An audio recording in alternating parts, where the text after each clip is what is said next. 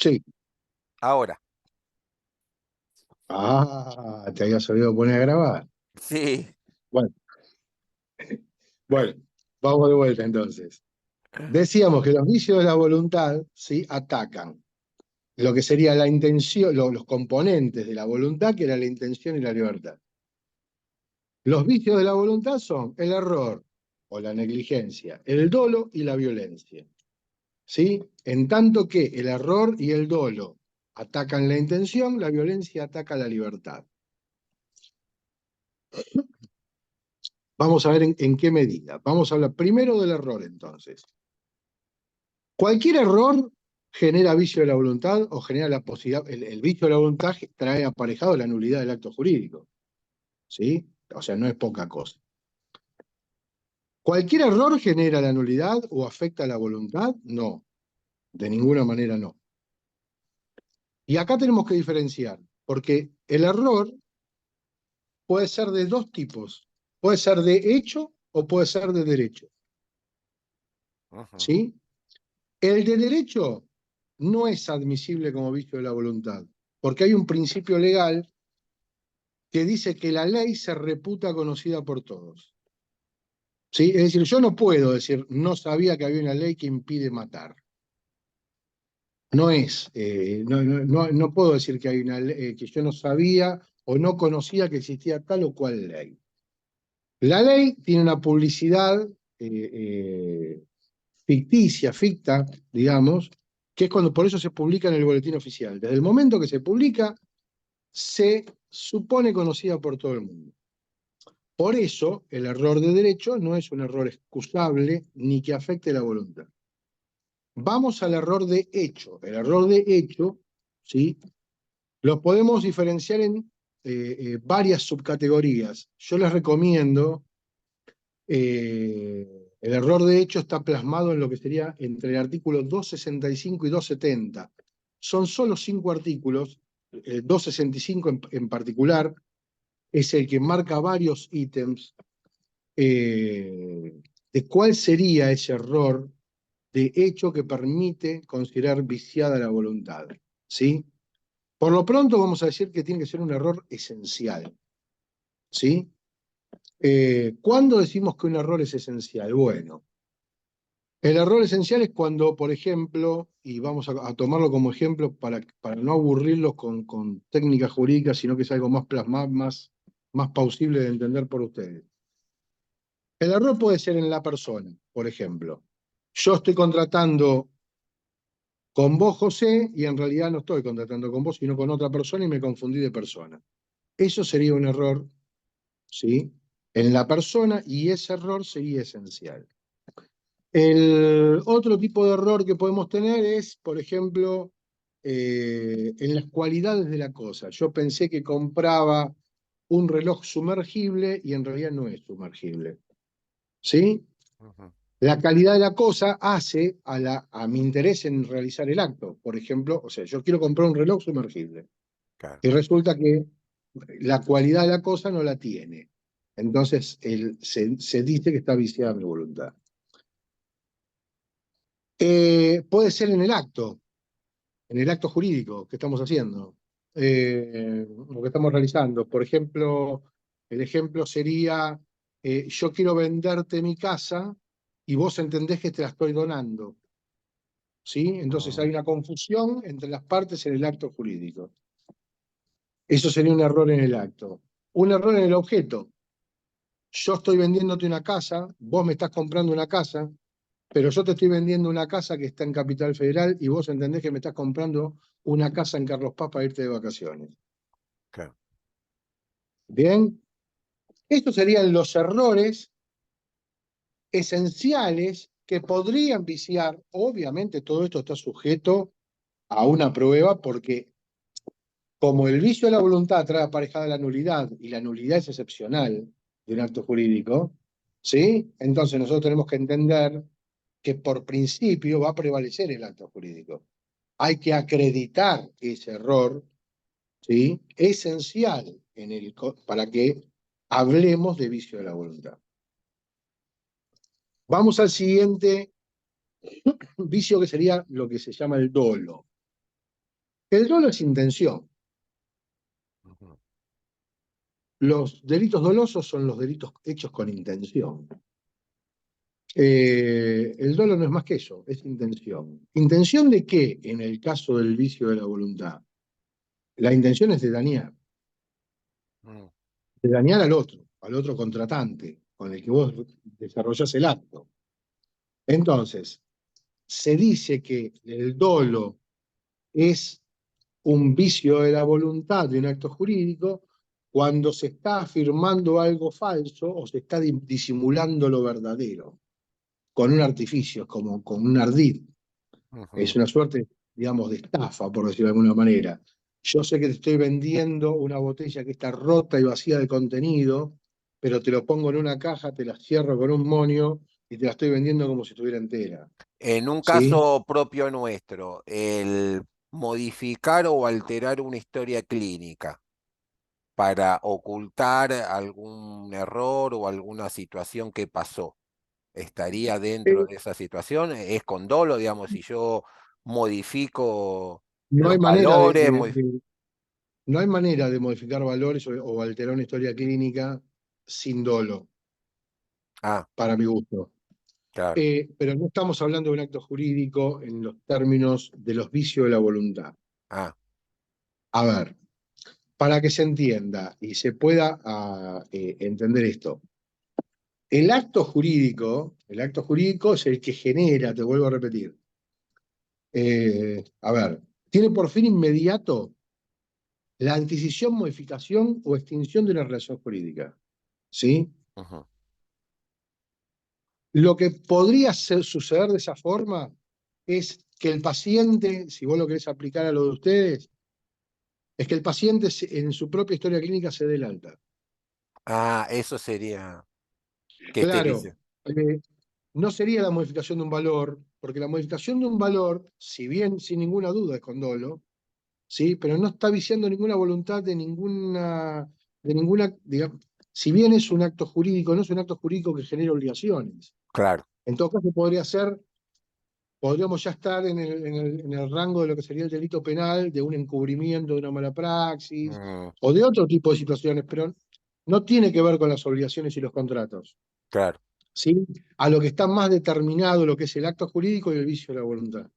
Que él ¿Se se entiende? dé, sí, que él se dé el alta, sí.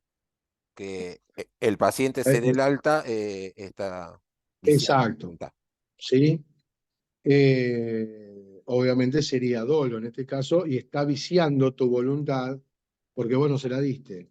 Claro, Y entonces el paciente que se dio el alta con la firma del médico te induce a vos, ¿sí? A acompañarlo a la puerta con una silla de ruedas y soltarlo para que se vaya a claro. la casa cuando en realidad no tenía el alta correspondiente. Pero vos fuiste, digamos, de alguna manera, ese acto jurídico de tu relación de traslado, ¿sí? Con el paciente se vio viciado, Ujú. ¿sí? Tu voluntad está viciada por dolo del paciente, en este caso, que inventó la firma del doctor. Está bien. ¿Se entiende? Sí, Eh, entonces, decíamos, lo que es el dolo está previsto en el artículo 271 al 275, ¿sí? sí. Siempre el Código Civil y Comercial, estoy hablando, ¿eh? Ajá, Estos 271, 275. Como verán, son poquitos artículos y son cortitos, no son tan complejos. ajá. Y finalmente tenemos la violencia. La violencia, como su nombre lo indica, es la coerción. Es que yo te diga, entre al hospital y te diga con un arma en la mano, dejalo salir a este paciente o aplicale tal inyección. Entonces vos, ya tu voluntad está viciada porque vos ya no tenés ese discernimiento y libertad para realizar el acto. Te están amenazando tu vida y entonces estás reaccionando a una amenaza. Y si Entonces no es, y si esa amenaza no es por parte de un familiar o de un paciente, es por parte de un compañero o de un directivo, ¿estaría también dentro de la misma sí, situación? Ajá, sí, porque cuando se habla de violencia, se habla de un tercero. No es que, no, que no requiere que sea nadie en particular. Es un tercero de la relación jurídica, ¿sí? O sea, vos tenés una relación jurídica con tu paciente. Si es tu paciente, se podría debatir. Estaríamos hablando en otro, es como hablábamos antes del tema de la afectación de los valores. El tema es que Claro. sea un tercero, una relación jurídica. Ujú. ¿Sí? Sí. Si no entraría en el campo de lo que sería el derecho penal. O sea, sigue habiendo un vicio de la voluntad, porque la amenaza te está amenazando igual, pero ya no sería un vicio de la voluntad de lo que sería el acto jurídico. Si no Ujú. estaríamos hablando de otra cosa, estaríamos hablando de lo que sería una suerte de extorsión o una suerte de otra figura penal, digamos. Ah, No estaríamos hablando en los términos de lo que sería el acto jurídico, porque el acto jurídico denota como, es más, es más, está más presente en los contratos el acto jurídico. mm, En el contrato de praxis, por ejemplo, o sea, vos, cuando viene un paciente, vos estás celebrando un contrato de praxis. Vos ujú. tenés la obligación de atenderlo y él tiene la obligación de, si vos le decís tomate dos pastillas, no tomarse cuatro. ¿Se entiende? Claro, Claro, bueno, vamos. claro, claro. Eh, cuando uno va y compra un paquete de cigarrillos, está haciendo un contrato. Ujú. No todo contrato está escrito, inclusive. Claro, ¿Sí? obvio, obvio. Sí, sí, sí. Pero los vicios de la voluntad son siempre los mismos, ¿no? O sea, y la violencia es tan sencillo como eso, es la coerción por parte de un tercero, Ujú. ¿sí? Cuando uno lo vean en obligaciones, esta situación, o lo que sería la responsabilidad civil, por ejemplo, que es algo que a ustedes sí les toca muy de cerca, todo lo que sea violencia, coerción o esas cosas, genera una exclusión inclusive de la responsabilidad, porque también es un factor excluyente de la responsabilidad. Porque cuando vos tenés un daños y perjuicios, ¿sí? Por ejemplo, yo en un daños y perjuicios, por ejemplo, de una mala praxis médica, yo tengo que acreditar que hubo un daño y que hay lo que nosotros llamamos una relación causal entre la actuación del profesional y Ujú. el daño, ¿sí? Sí. Una de las cosas que excluye y que rompe ese nexo causal es la actuación de un tercero por quien no debe responder. Ah, Por ejemplo, el caso sería, vos le estás dando una inyección y viene un personal de limpieza que no responde a vos, se tropieza, te lleva por delante y hace que vos le generes un daño. claro. ¿Sí? Ese daño no fue una mala praxis de enfermería o médica, sino que en realidad se produce por la actuación de un tercero por quien vos no debías responder. Eso rompe el nexo causal. Y al romperse el nexo causal es una causal eximente de responsabilidad. Perfecto, perfecto. Y una de las características que vos también mencionada es la variable libertad en los actos, la pérdida Bueno, de es que esa libertad. la violencia afecta precisamente eso. Sería Vos ya un no tenés ejemplo. una libertad de elección, porque si yo te digo, si no le das la inyección, te pego dos tiros, ya no tenés una libertad de elección. Claro. No es que vos, analizando la historia clínica del paciente, decidís que tal práctica es la mejor. Y Yo te estoy cuando, indicando cuál es y a punta de pistola. y cuando nos amenazan bajo que nos van a sancionar o que nos van a despedir o que nos van a intimar y porque quieren que hagamos algo que está por fuera de nuestro marco legal o que está por fuera de nuestras competencias o que están por fuera de Sería un nuestra... vicio de la voluntad. Sería un beso. El problema de los vicios de la voluntad, te vuelvo a repetir lo mismo que te dije hace un ratito, Sí, sí, sí, es sí. que en principio, al tener un efecto tan nocivo para el acto jurídico de que se trata, que acarrea su nulidad, ¿sí? Es analizado restrictivamente por los tribunales. Claro. Entonces, es muy importante tener una prueba fehaciente de esa afectación de la voluntad, ya sea del error, del dolo o de la violencia. No, de la violencia. Ahora, si vos tenés un memo del hospital Ujú. que te dice, vos tenés que trasladar a Ariel Noli, aunque se esté desangrando, y vos sabés que la práctica no corresponde a esa situación, pero vos tenés ese memorándum por escrito que te dice eso te exime de responsabilidad. ante la negativa, ¿eh? No si lo haces. No, ¿Se claro, entiende, claro, no? claro, ante O la sea, negativa. digo, no. Digo, vos sos un profesional, tenés que saber que está mal. Si está mal, te podés negar. Claro, Al negarte, si te aplican una sanción, vos la podrías revertir porque está incorrectamente aplicado el concepto. Pero tenemos que tener, o sea, es una cuestión de prueba, ¿no? No es claro. que funciona en términos, ¿cómo decirlo?, automático, digamos, ¿no? Viste cuando vos mencionabas también el discernimiento. Para nosotros ese tema también es fundamental, porque el poder discernir para nosotros tiene que ver con qué capacitación tenés. Y hay veces que muchos colegas nuestros los cambian de sectores o áreas o los ponen ante una responsabilidad mayor a la capacidad o al conocimiento que ellos tienen para manejar esa situación. Eso de alguna manera también puede llevar a que uno pueda excusarse en este sentido de que está afectado el discernimiento. Eso es más complejo. Ah, Eso es más complejo. ¿Y por qué es más complejo? Porque, a ver, yo no tengo muy en claro cómo funciona la mecánica interna hospitalaria, ¿no? Por decirlo de alguna manera. Pero lo que sí tengo claro es, yo tengo lugares para los cuales vos tenés que tener un título, claro. ¿sí? Vos para ejercer, no sé, para ejercer la medicina, vos tenés que ser médico. Sí, sí, sí. Tenés un título que dice que vos sos médico. Fantástico.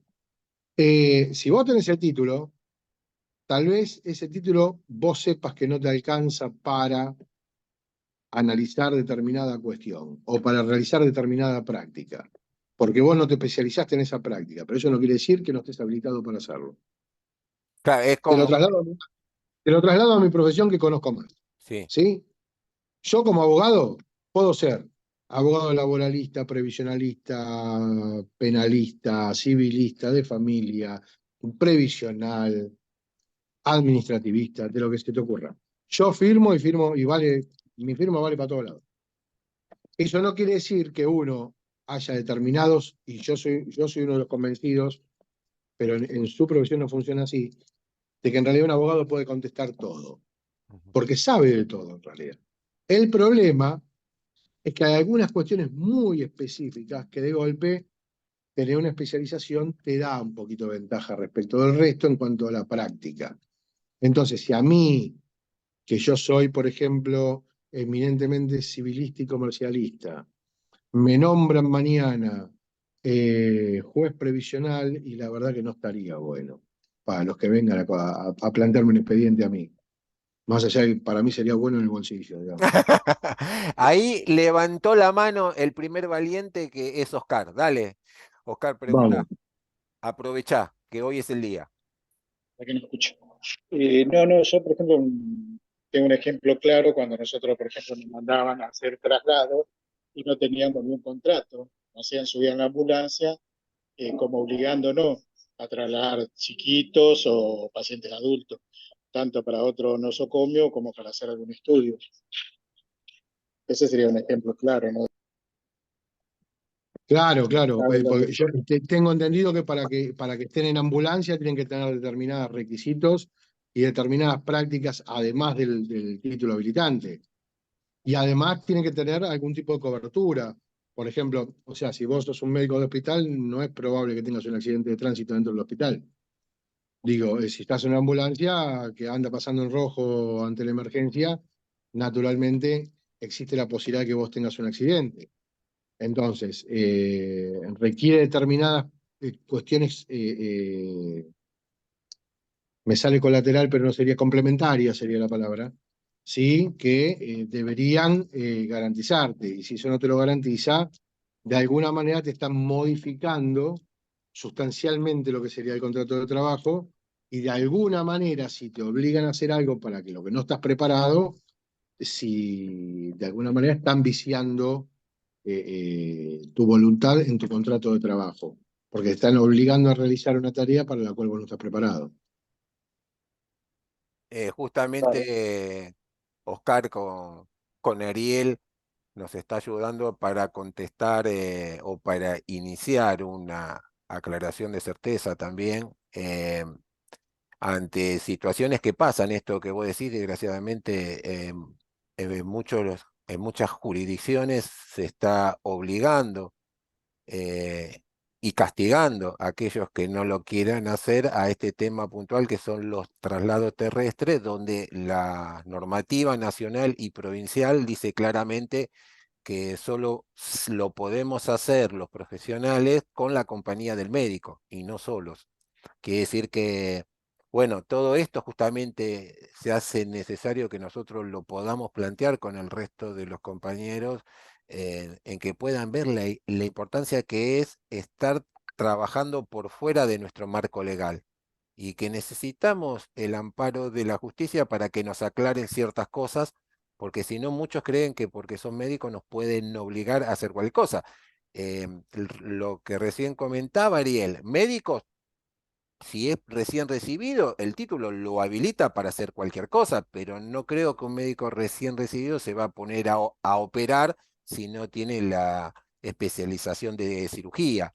Creo que ahí habla de un sentido común también, más allá que tu título te habilite, obviamente que se necesita, ¿no? De alguna manera ese conocimiento, esa certeza. Acá hay otra compañera que quiere Eh, también. sí, ¿Sabe qué pasa? Que como decía recién el abogado, no tenemos esa prueba fehaciente de que nos están obligando. Ahí, por ejemplo, un supervisor que viene y te dice, bueno, pero usted es personal del hospital, usted tiene que subir. Perfecto, pero ¿dónde dice eso? ¿Entienden? Solamente es la palabra y no hay nada que nos acredite después a nosotros decir, sí, yo me negué por tal cosa y no tengo una prueba, como dice el abogado. claro. Claro, ese es el problema que se da en las relaciones laborales en general, digamos, ¿no? O sea, es muy habitual que sea muy difícil después acreditar lo que realmente sucedió. Ahora, lo que ustedes tienen que tener en cuenta también es que, como todo en la vida, digamos, uno tiene que sopesar lo que sería, por decirlo de algún modo, las consecuencias jurídicas de un acto y otro acto, ¿sí? Entonces, por ejemplo, en el ejemplo que te daba José, nosotros tuvimos digamos, una situación en un hospital donde envían a los enfermeros a los traslados sin médico. Si en ese traslado al paciente le pasa algo, el enfermero va a tener una responsabilidad penal, porque está incumpliendo la normativa, ¿sí? Donde está trasladando a una persona sin el médico.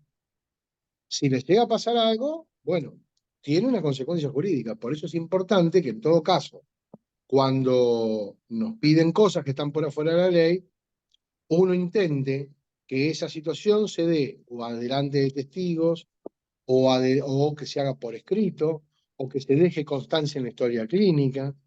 Es decir, yo lo hago, pero déjame constancia en la historia clínica que lo dijiste. Y después que deja la constancia, te negás. ¿Se entiende? ¿Por qué digo esto? Porque, ojo, a veces uno en la dinámica cotidiana se deja llevar por determinadas cuestiones y que tienen que ver con necesitar el trabajo, con poder trabajar, pero ojo, porque después, como decía Tuzán, puede fallar, y si falla, después lo que estás arriesgando es la carrera y eventualmente la libertad. No es Perdón, poco lo que estás arriesgando. lo que pasa muchas veces con el traslado de ambulancia no es el traslado en sí, porque uno, bueno, dice traslado un paciente, lo llevo con los cuidados, ¿no?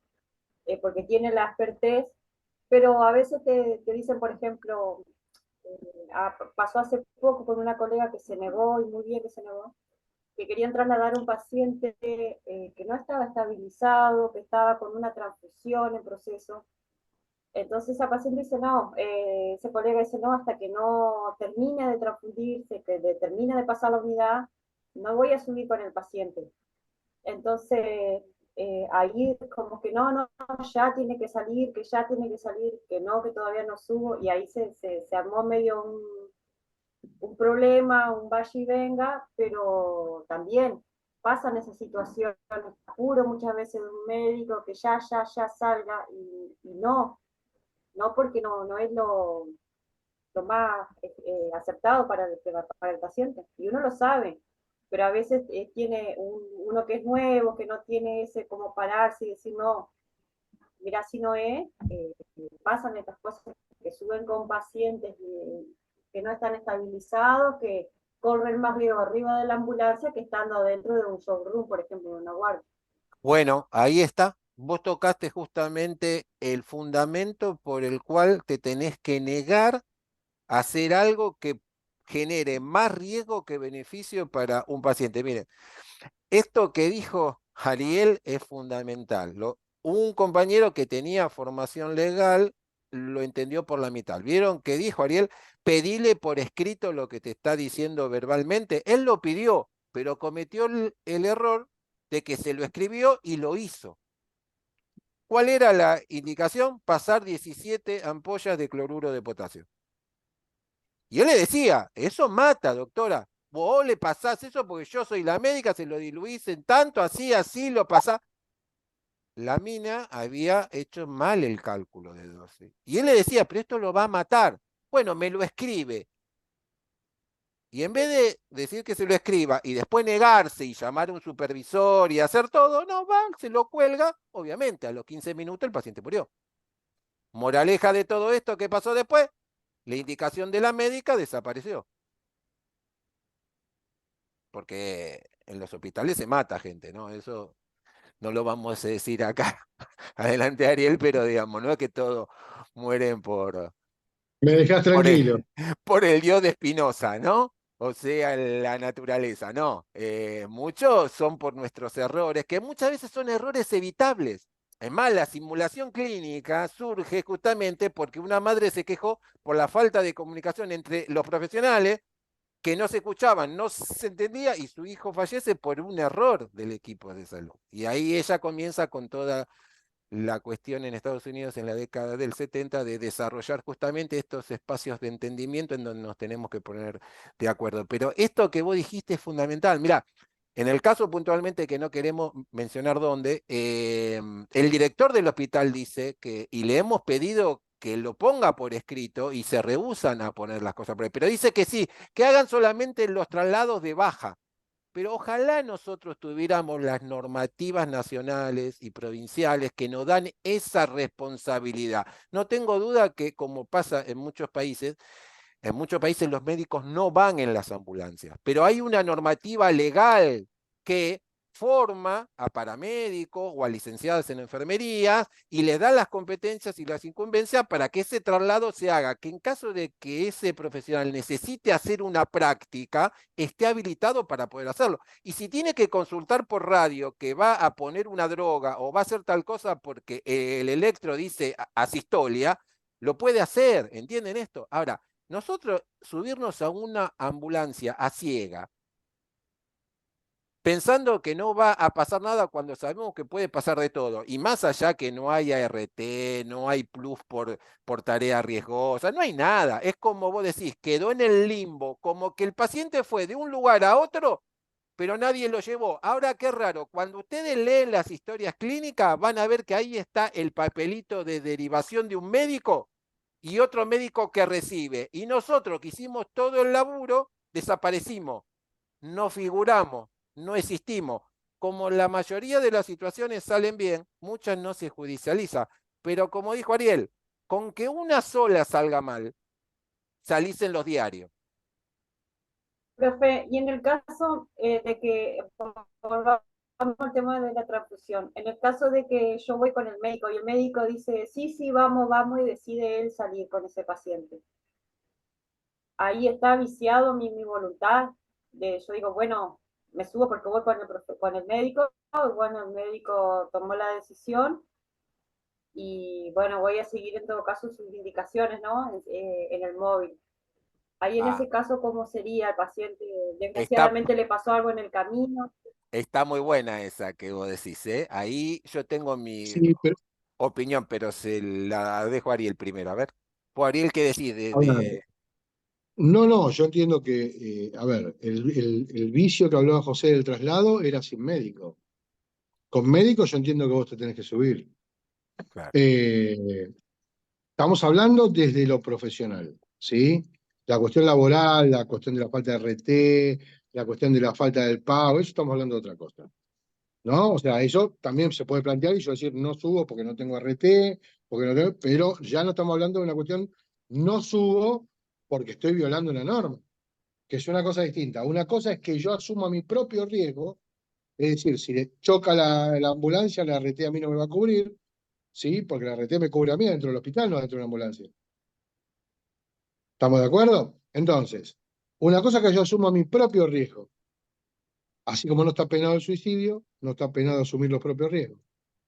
Pero el problema es el otro, el problema es si el médico no se sube, no porque no estés capacitada o capacitado para poder resolver las situaciones, sino porque la norma, la ley, establece específicamente que el traslado tiene que ser con un médico.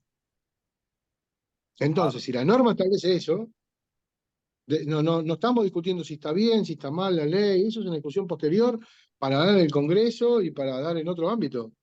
Pero digo, si el paciente sale sin el médico arriba de la ambulancia, y así sea un paciente que tiene rota una pierna, que vos me decís, ¿qué le puede pasar a un paciente que tiene rota una pierna? Y puede chocar la ambulancia y necesitar un médico en el momento, y como el médico no está, se muere en manos del enfermero y la responsabilidad del enfermero porque su traslado sin el médico. Y las cosas pasan, los accidentes pasan, son imprevisibles.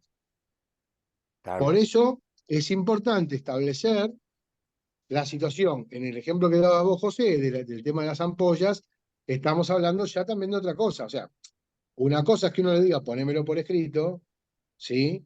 Y el ponémelo por escrito, si vos sabés que igual lo vas a matar, no seas malo, no se la dé la ampolla.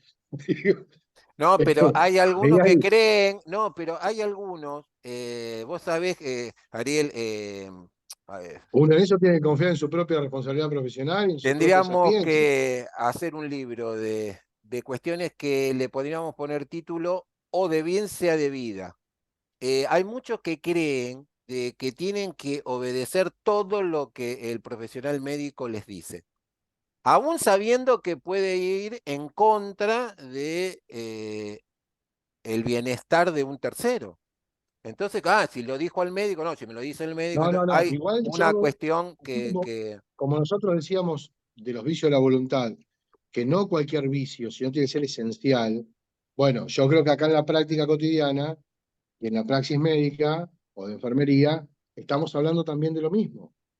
Una cosa es que yo no estoy de acuerdo con el médico que le dio un antibiótico y para mí le tenía que dar otro, pero vos sabés que no se va a claro, morir por eso, sino que tal vez va a estar 5 días más internado, es una cosa. Y otra cosa es cuando vos tenés la plena certeza que si le das esa dosis de la ampolla que le dio, lo vas a matar, no se la tenés que dar, de ninguna manera. O sea, bueno, yo no. bueno, mirá, hay un caso puntual que vos sabés que por lo menos hay dos proyectos de ley que es de eutanasia en el Senado, pero que todavía no salió, está prohibida la eutanasia. Y hay compañeros que tienen objeción de conciencia de una cosa es el buen morir, que sí hay una ley, y otra cosa es la eutanasia asistida, que todavía no está en nuestro país legalizada. Y si vos colocás un cóctel a una persona que está en un estado de morbilidad compleja, un cóctel, en donde cada vez que pones ese cóctel a los 30 minutos una persona muere, ¿no? En donde combinás un depresor respiratorio, un opiáceo y así, y así, qué sé yo, ¿qué estás haciendo?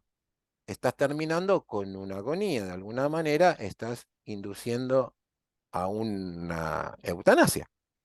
Y bueno, y son situaciones que muchas veces nos llevan a este dilema ético de no maleficencia, ¿no? Si nosotros somos objetores de conciencia, o por lo menos tenemos claro qué beneficia y qué perjudica, pero A lo que voy que mencionaba Liliana, muchos creen que todavía estamos en la 17.132, en donde somos meros espectadores y colaboradores del médico. Y no, somos profesionales con autonomía que podemos estar en acuerdo o en desacuerdo, pero en lo puntual del traslado, si el médico decide contradecir las normas básicas de no mover a alguien que esté inestable, es responsabilidad de él.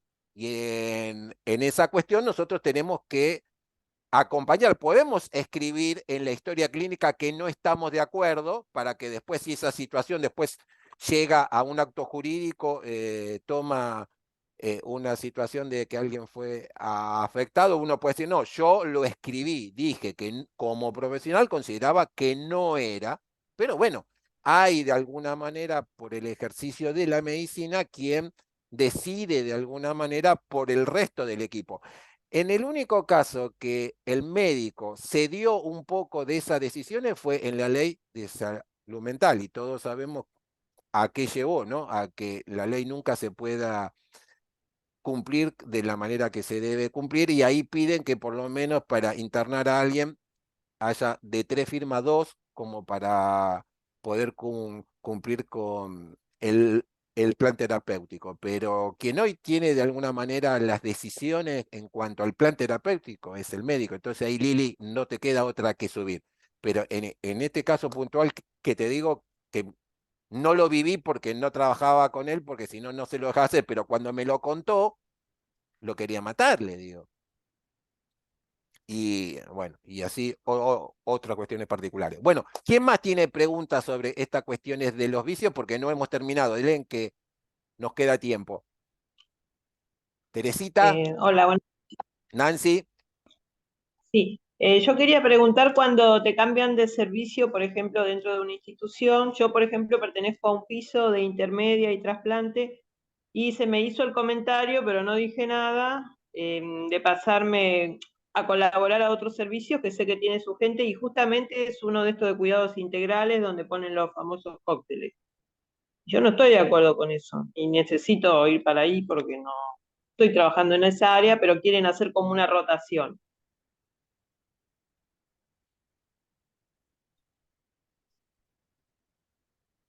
estás muteado, Ariel. Perdón, ahí vamos de vuelta. Pasa que cuando no, a veces me acopla mucho, por eso estoy a veces sacando el micrófono y sacando mil disculpas. A ver, ¿cuál era tu nombre, Teresita, me dijiste? No, yo soy Nancy. Nancy. Nancy. A ver, Nancy, el tema de la rotación dentro de un hospital, para mí tiene que ver con una cuestión estrictamente laboral. O sea, no es que a vos te falte la ciencia para ir a un lugar o al otro. No es que vos tengas que tener una especialización que no tenés para poder abordar esa área. Tiene más que ver con lo que vos querés o eventualmente una objeción de conciencia de determinadas cuestiones.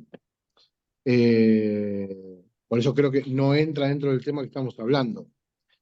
Sin perjuicio de entrar de que no entre dentro del tema que estamos hablando, creo que siempre uno dentro de lo que son los ámbitos laborales tiene la posibilidad de tratar de resistir los cambios, pero con cierta limitación, porque todo lo que es dentro de lo que es el derecho laboral, aunque sea empleo público, digamos que funciona con algunas particularidades distintas, pero en definitiva con el mismo criterio, lo que sería el empleador siempre tiene lo que uno llama el ius variandi, que es la posibilidad de modificar dentro de un límite y dentro de un contenido.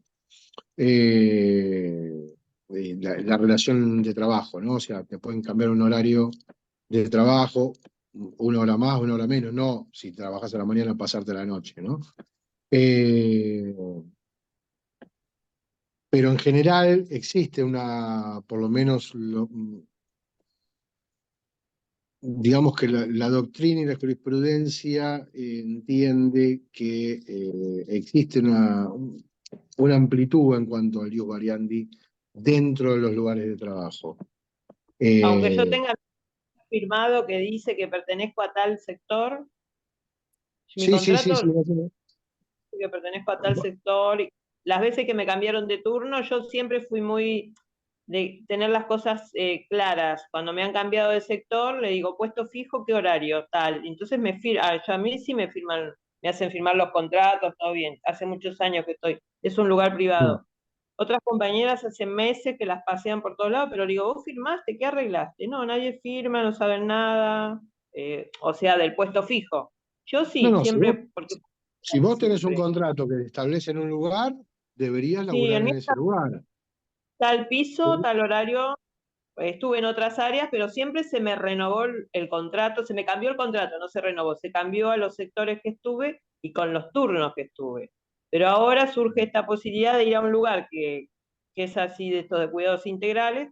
Quieren que hagamos rotación. A mí no me interesa porque la verdad que esa área no es mala. A mí no me interesa hacerlo. Claro, claro. No, no, no, Pero yo te quiero saber, entendí. yo A ver, puedo decir que mi contrato dice otra cosa y la verdad que muy sutilmente decir no lo necesito o no creo que A ver, estar ahí, sí, no sí, quiero estar ahí. yo podés decirlo quiero, perfectamente. yo Perdóname, quiero, podés decirlo perfectamente. Lo que también tenés que tener en claro es que en definitiva hay una relación asimétrica entre tu empleador y vos. claro, sí. O sea, no están hablando en un contrato de igual a igual.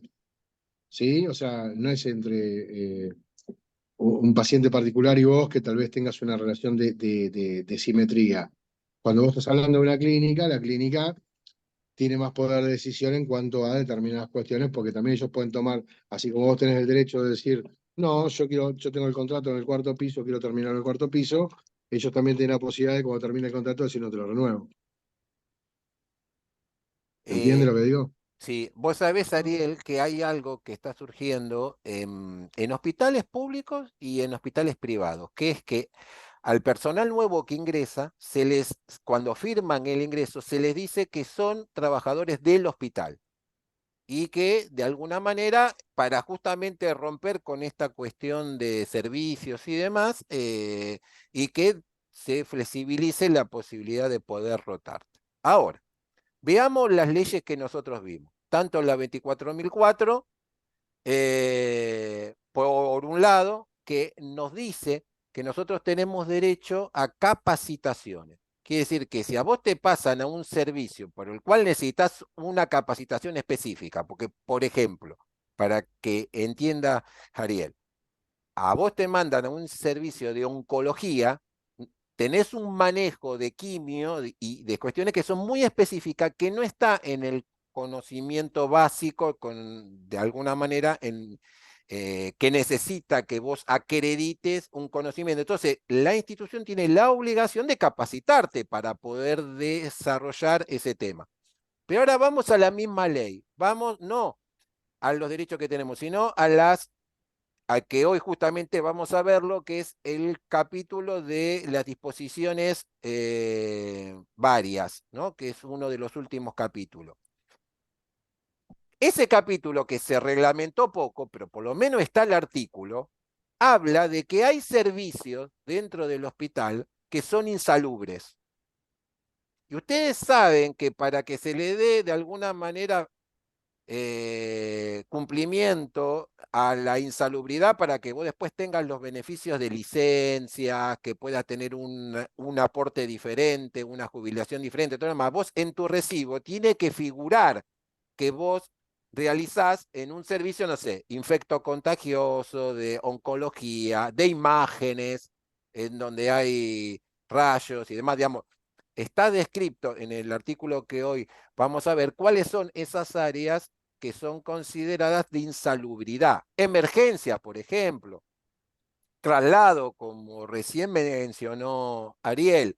Y desgraciadamente muchos compañeros trabajan en áreas de hospital haciendo tareas que son riesgosas, insalubres y demás, y que en su recibo no figura y no tienen una adecuación, como dice la ley, que tienen que cumplir menos horarios, mayor descanso, mayores controles por los riesgos biológicos, químicos y demás, Bueno, esas son cuestiones que nosotros las tenemos que pelear juntamente con el sindicato, como para que esas situaciones se respeten. La capacitación y la insalubridad en el tema de la rotación. Ahora, en las áreas comunes tenemos dos problemas, o el eje del adulto o el eje del chico. En el tema de lo materno, infantil y del chico necesita una adecuación, y en el tema de los dos, en las áreas críticas y ultracríticas, necesita también de una capacitación. Entonces, por eso es que peleamos estas cuestiones de poder tener ese respeto a esa manera de pensar y de rotar y de vernos como un trabajador intelectual que necesita de un conocimiento específico. Ahora tenemos otro tema peor, que muchos no lo ven, que es que en esa rotación está de alguna manera también el riesgo, ¿no es cierto?, de cometer algún tipo de intrusismo, porque muchas veces nosotros rotamos por determinados servicios en donde nosotros no tenemos las incumbencias de ese servicio. Por ejemplo, nosotros no podemos ir a hacer radiografías, ecografías y infinidad de cuestiones que nos ponen a realizar determinadas situaciones de estudios, que estaría buenísimo que como práctica avanzada nosotros tuviéramos esas competencias, porque de última nos capacitan y después lo terminamos haciendo muy bien, ¿no? Como pasa con un electro y con un montón de cuestiones. Pero cuando uno va al artículo 3 de nuestra ley que dice qué pueden hacer los profesionales y qué pueden hacer los auxiliares, ahí no dice nada de estudios. Entonces, por un lado, nos marcan la cancha diciendo qué es lo que podemos hacer, y por otro lado, en estas rotaciones nos ponen a hacer cualquier cosa. Y con respecto a lo que decía Nancy, con respecto a los cócteles, por ejemplo, o cualquier práctica a las cuales nosotros consideramos que es de maleficencia para la persona o que está en contra de alguna norma, nosotros no podemos hacerlo, nos tenemos que negar a hacerlo. Eso tiene que quedar claro en lo que nosotros, cómo transitamos la praxis, porque yo considero que cada vez que nos llevan a una situación de judicializarnos, muchas de las cuestiones que nos preguntan tienen que ver con estos desconocimientos. Si usted sabía que no lo tenía que hacer, ¿por qué lo hizo? ¿Por qué no se negó? ¿Por qué no hizo las instancias necesarias en sus lugares de trabajo? Porque está bien, una vez te obligaron, 2 veces te obligaron, pero si vos le decís que hace 100 veces que estás haciendo mal las cosas, entonces ahí, digamos, también hay una cuestión que muchas veces, por no decir que no, decimos muchas veces que sí, y ese sí perjudica a la persona que cuidamos y también nos termina perjudicando a nosotros, ¿no? Encima no tenemos beneficios sobre muchas de las cosas que nos hacen hacer. Encima de eso, corremos riesgo y no tenemos beneficio. Igual, digamos, creo que la pregunta de Nancy apuntaba a otra cosa, José. Creo que apuntaba si ella se podía negar o no. Y yo digo, desde lo técnico, más allá de que vos puedas, si en el caso que vos necesitas requerir una capacitación específica para esa área, vos te podés negar hasta tanto tengas la capacitación específica, pero no negarte Claro, por negarte en sí misma. Si vos tenés un contrato que te establece en un área, te podés negar porque vos tenés un contrato para esa área. Lo que pasa que también, nobleza obliga, es mi obligación decirle que de la misma manera que ella tiene derecho a negarse, el día de mañana la clínica tiene derecho a no renovar el contrato. Si vos, o sea, digo, es una cuestión a tener, es un factor a tener en cuenta. Por eso yo siempre dije que hay que sopesar los pros y los contras de cada actitud. Cuando estamos hablando de la seguridad o la Pero integridad física de un paciente, a mí me parece estamos que hablando de otra cosa. a mí me parece que ella se refiere, porque ustedes están hablando de la eutanasia que todavía no estaba en Argentina legalizada, y ella comentó que al servicio que le toca pasar se hacen este tipo de cócteles, que en caso de que ella no lo quiera hacer, si se puede negar. Eso sí, pero una cosa es negarse a dar el cóctel y otra cosa es negarse a pasar al lugar. Son cosas diferentes. Pero en ese Por eso lugar que señalo. yo te se da el cóctel, que supuestamente nos van a hacer rotar. Se da el cóctel Sí. porque en lugares de cuidados integrales van a eso esos pacientes, ya van a su fase terminal. Son, digamos, Ok. cuidados paliativos, decimos, es un servicio de cuidado paliativo. Pero en el cuidado paliativo o en el cuidado terminal, se habla del buen morir, que es decir, que es evitar el sufrimiento. Para evitar el sufrimiento hay 25.000 cosas para hacer que no es necesariamente poner un cóctel. Y lo que te dice Ariel es cierto que por ahí ver el sufrimiento y la muerte de manera repetitiva, eso genera en nosotros sufrimiento también. Por eso hay muchos compañeros con carpeta psiquiátrica y con cuestiones afectivas, porque no todo el mundo tolera esa carga de esos cuidados. Pero la Por eso también rotación... entiendo por eso son lugares con mucha rotación también. Pero también, obviamente que sí. Y la cuestión Nancy, derrotar, siempre lo que nosotros podemos pedir es la capacitación específica, como creo que no sé si fue en esta diplomatura o en la otra, que una compañera, siendo especialista, pero claro, tenía el título de especialidad, pero no tenía la experiencia. No es lo mismo que te pongan a manejar una bomba de un ECMO ya solo y dijo, no, está bien, yo soy especialista, tengo todo, pero necesito un acompañamiento y una adecuación para realizar las cosas. Es como si alguien lo ponen a hacer diálisis de un momento para otro, digamos. Uno necesita esa situación y es importante que aprendamos a decir no cuando realmente sabemos nosotros, tenemos el discernimiento para saber que no vamos a poder estar a la altura del contrato, a la altura de la prestación que nuestros acreedores saben que nosotros como deudores tenemos que cumplir con ello. Entonces, cuando vos sabés, a ver, Ariel, otra de las cosas que charlábamos y que nos generaban duda es que muchas veces nosotros asumimos muchas responsabilidades. Por ahí te dejan con 30 personas a cargo, con 20 personas a cargo, todas complicadas, todas con una situación. Explícanos esa situación de hasta dónde puede estar esto viciado y cuál sería de alguna manera la carga de trabajo en sí, ¿no? Entre lo que yo puedo ofrecer y la demanda que tengo por delante. ¿Cómo esto entra en juego los vicios de la voluntad? Uf. A ver, acá eso no sería una cuestión de vicio o no vicio de la voluntad. Eso es una cuestión que usualmente está preestablecido. Por ejemplo, y es algo que me tendrían que contar más ustedes a mí que yo a ustedes. Te doy un ejemplo. Los abogados podemos llevar válidamente lo que nosotros llamamos 200 carpetas. 200 carpetas para un abogado término medio, es decir, con 10 años de experiencia, ponele, es un volumen de trabajo que pueden manejar. ¿Sí? Si vos a un abogado con 10 años de experiencia le das 400 carpetas, empieza a desatender alguna.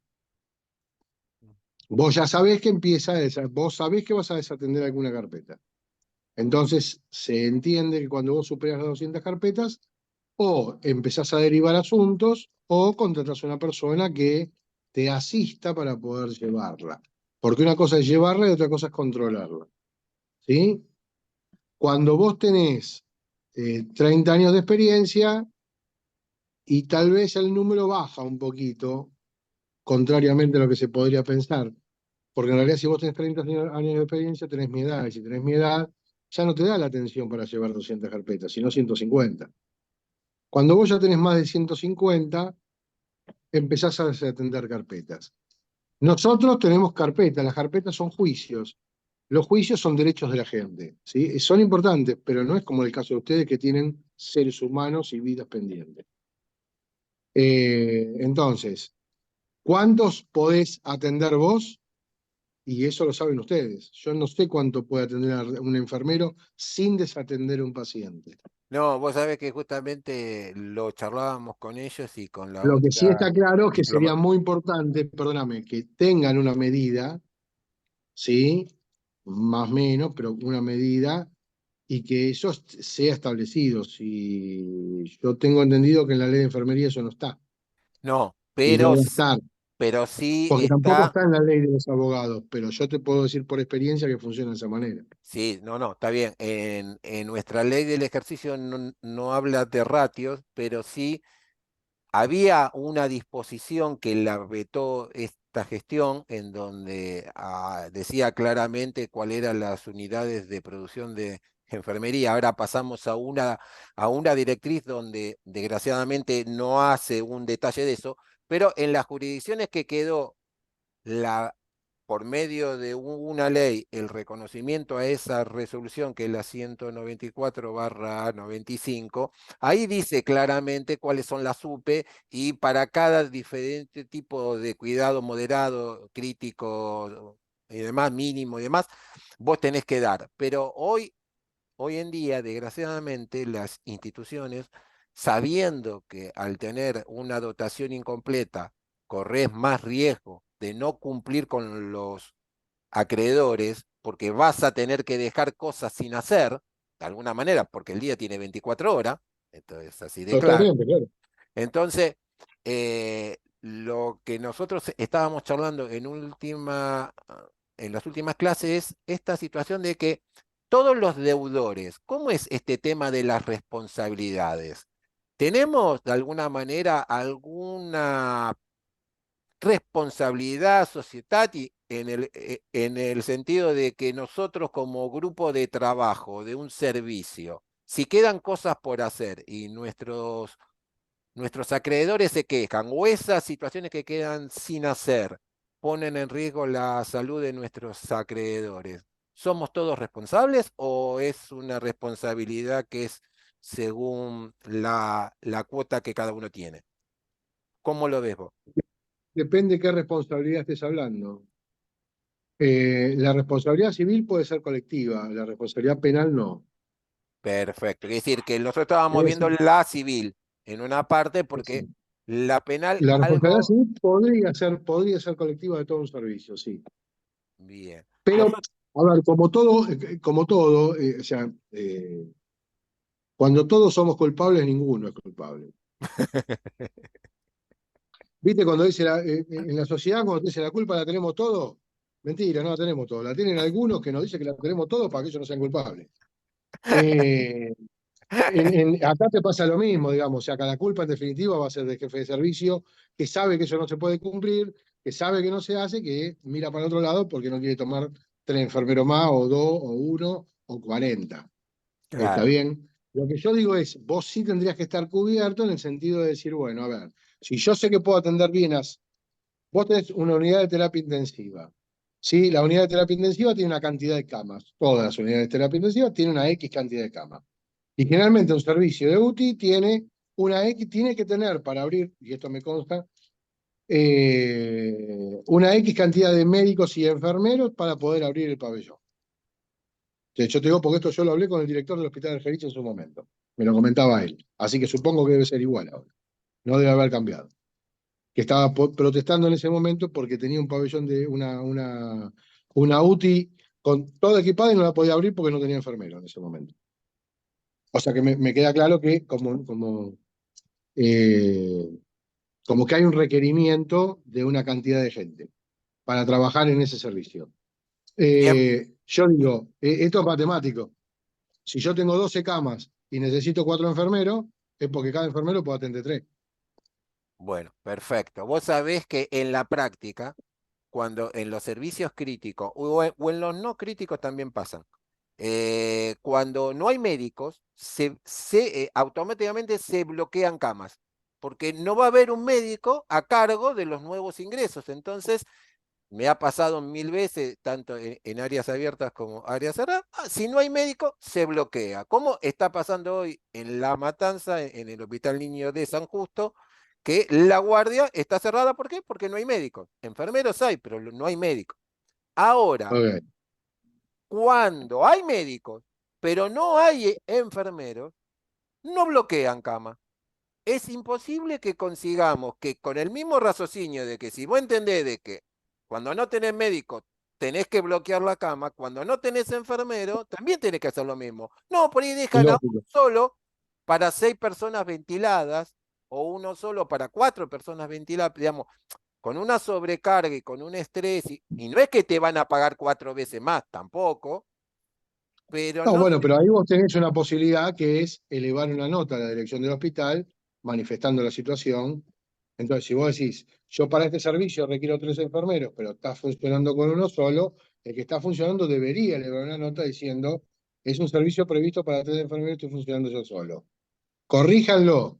Perfecto. Eso, Pasa eso, una vez, hace la nota y se suele. Ahora, cuando vos ves que es todos los días, ¿podés llegar a pedir algún tipo de amparo de alguna situación que ante la eminente situación de que una persona, porque es una cuestión de manos operativas, hay un corte de luz, vos tenés que salir a bolsear a 7 pacientes, no vas a tener 7 personas bolseando al mismo tiempo, algunos se van a morir. ¿Qué es lo que pasa en la realidad?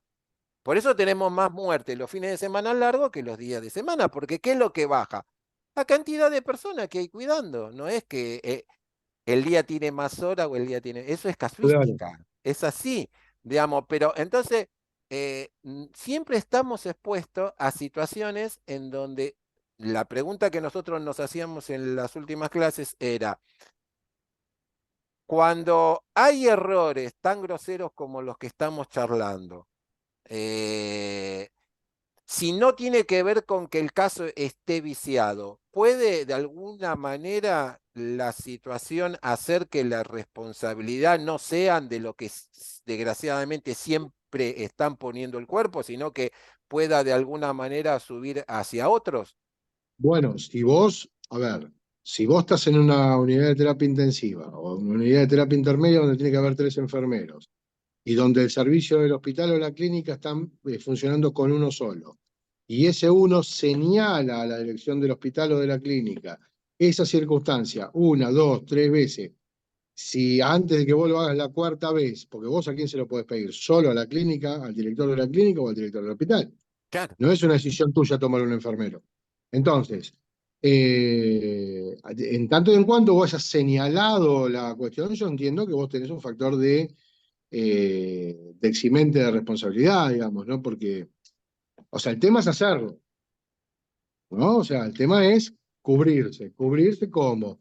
Es decir, yo tengo 12 camas, está previsto para 4 enfermeros, estoy funcionando yo solo. Bueno, muchachos, están faltando 3 enfermeros más, fíjense qué hacen porque puede ser un problema para la salud de la gente. Yo le aviso al director del hospital que está pasando eso. El director no hace nada. Sigue la situación, la semana que viene voy, se lo vuelvo a decir. Y si a la otra semana pasa algo, y yo entiendo que vos no serías responsable, porque vos hiciste lo que debías hacer, que era poner en conocimiento de la autoridad que tenía que tomar la decisión. Y ahora pregunto, ¿puedo yo negarme a tomar esa guardia al entender que no puedo dejar ir a 4 personas y quedarme yo por las 4? Porque ha pasado un caso que el juez le dijo a la persona que se quedó por qué asumió una responsabilidad mayor a la que él podía darle asistencia. Y lo Porque terminó no dejó la condenando. nota. Porque Ah, no pues. dejó la nota. Ah, Si hubiera dejado la nota, si hubiera dejado la nota, no le puede decir eso, porque él, bueno, igual una condena, una absolución es relativa. Y con esto lo que te quiero decir es, uno cuando habla en derecho habla de generalidades, las particularidades son de cada caso, ¿no? O claro, sea, hay que ver cómo se defendió, hay que ver qué parámetros tomó el juzgado, hay que ver cuáles son las otras cosas. O sea, cada causa es un mundo, como cada paciente es un mundo. Y vos tal vez con 5 pacientes hacer lo mismo y con el sexto se te muere. claro. Bueno, en el derecho pasa lo mismo. En una causa, uno tiende a, en estos ámbitos, a tratar generalidades. Es muy difícil. Eh, Digo, quiero que quede claro eso. Y vuelvo a intentar, a insistir, hay que sopesar, porque así como yo decía, no cualquier cosa es esencial en lo que es un acto jurídico. ¿sí? No cualquier cosa es una estafa. Digo, si vos Claro, vas claro. al chino de la vuelta y te vende el yogur vencido y vos pretendés que eso sea una estafa, el juzgado te va a mirar y te va a decir, vos estás loco. ¿Me entendés? Y no quiere decir que no lo sea, pero no tiene enjundia ni envergadura para generarlo.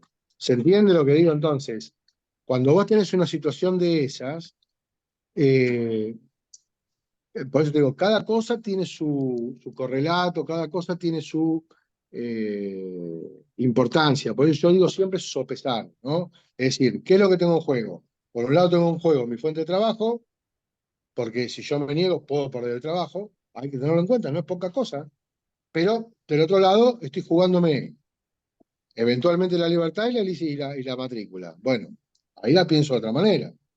Si yo Obvio. lo que me estoy jugando de otra manera es una discusión con mi superior, estamos hablando de cosas distintas. Yo por eso le decía recién a Nancy, vos podés negarte, pero también OJ, porque el hospital o la clínica puede también el día de mañana tomarlo de otra manera y decir, y una cosa es que vos tengas derecho a negarte y otra cosa es que ellos, digamos, eso lo respeten de esa manera, porque no todo lo legal es justo y no todo lo justo es legal. Sí, esa frase es matadora. Y Entonces, ahí, uno trata, digamos, en dar la respuesta con cierta prevención de que el día de mañana no digan, no, pará, yo tenía derecho a hacer esto, pero bueno, la injusticia existe igual. No, no. Entonces uno, por eso digo, uno sí tiene que sopesar. Lo que sí uno tiene que hacer es, en casos donde hay cosas superlativas en juego, pensarlo dos veces y a veces el trabajo no vale la libertad. O el trabajo no vale eh, eh, la pérdida de la inhabilitación de la matrícula. ¿Sí? O sea, entonces, bueno, ahí uno puede tomar otros parámetros y tener otro tipo de situaciones, tal vez mucho más contestatarias al planteo de decir, me niego a hacer esto, me niego a hacer lo otro, ¿sí? Pero bueno, o sea, en términos reales, uno también tiene que decir que hay cosas que a veces en todos los laburos pasan. Lo que pasa es que, bueno, uno tiene que medir los riesgos y cuando uno mide los riesgos, en su profesión, la verdad es que uno sabe cuáles son los riesgos, claro, en general, o debería saberlo cuanto menos, ¿no? Entonces, eh, si yo estoy en un servicio, te vuelvo a repetir, donde tiene que haber 3 enfermeros, pero estoy yo solo, el juez no me puede venir a decir, vos tomaste la guardia, liberaste a 3. Yo no liberé a 3, el hospital liberó a 3. Hay que ver cómo se planteó la defensa. No fui claro, yo, fue la clínica que liberó a los 3. Yo tomé servicio, yo no liberé a nadie. Yo no soy el jefe para liberar a nadie. claro, Yo no decido quién se va y quién se queda del hospital. Ni decido quién se va y quién se queda de la clínica. No decido qué horario entra ni qué horario sale. Yo simplemente voy a laburar. Yo entro a las 8 y salgo a las 16. Ponele. ¿Se claro. entiende? Sí, sí, Entonces sí, digo, sí, ¿por qué usted liberó? No, yo no liberé a nadie. Eso es un error conceptual. No, digo, no creo que sea solo eso lo que lo haya condenado al hombre. claro. Y una cuestión que también charlamos en las otras clases sobre la responsabilidad, no solo sobre los acreedores, que puede ser uno o pueden ser varios, sino también sobre las cosas que hay en relación a su funcionamiento, a su funcionamiento, a su pertenencia, todas estas cuestiones que muchas veces hace que por ahí, lógicamente, que cualquier profesional que trabaje con un equipamiento que no esté bien calibrado no va a dar buenos resultados. O sobre la situación que hace de que no se lo pueda tener porque desapareció. ¿Qué tipo de La- responsabilidad hay?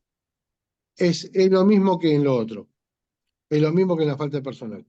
Ah, Cualquier cosa que tenga que ver con falta de personal, falta de equipamiento, falta de suministro, todo eso se resuelve con una nota a la siguiendo la cadena de mando, digamos, natural. obviamente. Una nota, está faltando, a ver, si yo soy una persona que me dedico a poner sondas, si no tengo sondas, tengo un problema. El, Entonces yo digo, el paciente necesita una sonda, no tengo sonda, yo soy el que la pone, no soy el que la arma, ni el que la fabrica. No sé si se entiende. ¿Quién me tiene que proveer de la sonda? El hospital, la clínica. Bueno, Va la nota al director de la clínica. Fácil. Están faltando en este servicio tal cosa.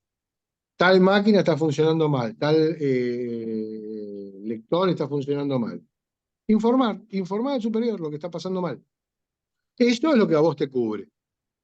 Eso es lo que te genera a vos el día de mañana, ante un problema, si se gatilla algún problema serio, ¿sí? Que tu abogado pueda decir, momentito, el hombre es un mero trabajador e informó de la situación. Y en esa coyuntura nadie le dio respuesta. No es su responsabilidad. Perfecto. Hemos charlado. Cumplió la responsabilidad que tenía, que era informar. Porque, a ver, vos también, de la práctica cotidiana, vos sabrás que el director del hospital, o el director administrativo, no sé quién se encarga de esas cuestiones, tampoco es que va a tener un recuento de los materiales que vos tengas o dejes de tener. Si vos tenés un faltante y vos no le avisás, el tipo capaz que no se entera. Por eso yo hablo de notas, ¿no? Lo que pasa es que yo sé que a veces la dinámica cotidiana del laburo te lleva a que vos le digas. No, hay que perder 5 minutitos y hacer una nota. Así sea, terminás el servicio, te quedás 5 minutos más, hacer la notita y se la entregás. Está bien. Eso es lo que a vos te garantiza que el día de mañana te evitas un dolor de cabeza. Perfecto. ¿Alguna pregunta sobre los temas que nos quedaron pendientes, chicos? ¿Algo alguna duda, algún caso? Oscar, Teresita, Sí, profe Lorena. Al Lorena. final, si se podía entonces pedir recurso de amparo en caso de tener más cantidad de pacientes de lo que uno pueda atender. Ahí, Ariel, si hay una cuestión en donde te supera la demanda y vos hiciste los reclamos, esperaste un tiempo, pero por ahí son guardias largas, son turnos que vienen. ¿Cuándo podemos agarrar el teléfono y llamar a una fiscalía, algún lugar y decir, miren, hagan algo, porque ante la ausencia o la desidia de que nadie actúa o hace nada? Lo que pasa, a ver, yo digo, hay medidas que son, volvemos a el balancear, ¿no? Yo digo, si yo presento un amparo o hago una denuncia en una fiscalía con el objeto de que tomen 4 personas más, lo que muy probablemente suceda es que te rajen el carajo. Usualmente el conflicto judicial con la entidad, sustancialmente es una entidad privada, termina con el despido. O sea, nadie soporta que sus empleados le anden judicializando todas las cosas. Eso es Eso no seguro, sucede. que ante Bien, siempre puede haber entonces respuesta. lo que yo digo es, ¿qué sentido tendría iniciar un amparo con el costo que tiene iniciar un amparo? Porque no es gratis iniciar un amparo, ¿no? O sea, con el costo que tiene iniciar un amparo, ¿qué sentido tendría en comparación con decir, bueno, si yo veo que esto no se resuelve, agarro mi valijita, me voy y busco otro laburo? ¿Se entiende lo que digo? O sea, como poder se puede, pero digo, sería para mi gusto antieconómico. O sea, una acción de amparo hoy por hoy, en esos términos y de esas características, estamos hablando de un costo de 300.000 pesos. Digo, no sé cuánto ganan, pero no me imagino que no debe andar por esa plata.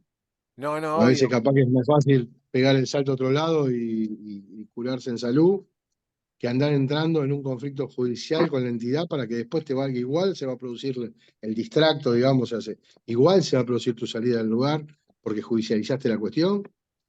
Me parece mucho más saludable pegar un paso al costado que, digo, poder se puede, sí, pero no le veo la ecuación económica. En cuanto a la denuncia penal, peor todavía. Porque la denuncia penal no vale nada o vale muy poco, salvo que vos la hagas como querella. Y hacerla como querella, hoy por hoy, estamos hablando ya de un costo. No, olvídate, no, sería impensable. O sea, una querella estamos hablando en el orden de los $2.000. Ujú. Billete. No, yo creo que por eso es que se abusan tanto y desgraciadamente dejan sin la calidad y la cantidad suficiente de talento humano para el cuidado de las personas, porque es tan alto el costo que uno tiene que enfrentar, y muchas veces solo, porque tampoco lo hace con el acompañamiento de los demás colegas o de las organizaciones que trabajan dentro del Claro, hospital. eso me parece que la Que lo que solución vos tal vez decís a un compañero se le cruza por la cabeza. Y bueno, yo asumo toda la responsabilidad de defender los derechos de las personas a recibir un cuidado justo, y realmente termino con decapitado, sin trabajo, sin recurso, y bueno, no, y hay pero veces a que ver, sí, a creo que veces es tiene más que buscar un lugar. más que para un amparo o para una acción o para una denuncia penal o para una querella penal, me parece que da más para acciones gremiales, ese tipo de cosas, ¿no? O sea, me parece que la salida más adecuada es por el lado gremial de eso. Lamentablemente no. Lo que son No, los servicios jurídicos, digamos, genera una situación donde vos, digamos, discutís con tu empleador, ¿sí? Pero vos no tenés una relación simétrica con tu empleador. claro. Entonces ahí tenemos un problema porque no sé, o sea, en términos técnicos la respuesta sí se puede. Y Ahora, si me si, preguntarían a mí, si a mí me vendrían a mi oficina y me preguntaría, quiero hacer esto, yo le recomendaría que no lo haga. y pregunto, Porque y el a la costo-beneficio, No, está bien. Y a las organizaciones, ¿no? Que ya sea de consumidores, de profesionales, gremiales, que quieran participar en querer hacer algún tipo de reclamo, ¿cuál es la medida colectiva que vos le aconsejás, o la medida individual que esas organizaciones en carácter de defensor de esa situación, cómo no, pero si, podrían si es actuar? una organización colectiva, yo no le voy a decir lo que tiene que hacer. Digo, me parece que es más, por eso insisto, yo lo veo más desde el punto de vista gremial. O sea, la instancia, vos fíjate, los gremios, ¿cuántas veces litigan en la justicia? Claro, De cada 100 conflictos, capaz que litigan uno, claro. dos. Oye, eso ya te está marcando un parámetro, digamos, ¿no? O sea, digo, los que llegan a la justicia es cuando echan a un delegado para que lo reincorporen, pero los planteos gremiales no se resuelven en la justicia, se resuelven en las situaciones cotidianas, digamos, ¿no? En los elementos de lucha, o sea, con los paros, Las con otro tipo paritarias o algo. claro, sí, sí, las discusiones paritarias, o sea,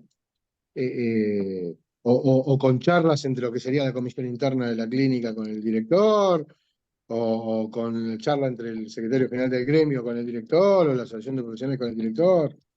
Eh, Digo, la judicialización de este tipo de situaciones es la última razón. Otra cosa es cuando a vos te atacan y te tenés que defender, es una cosa distinta.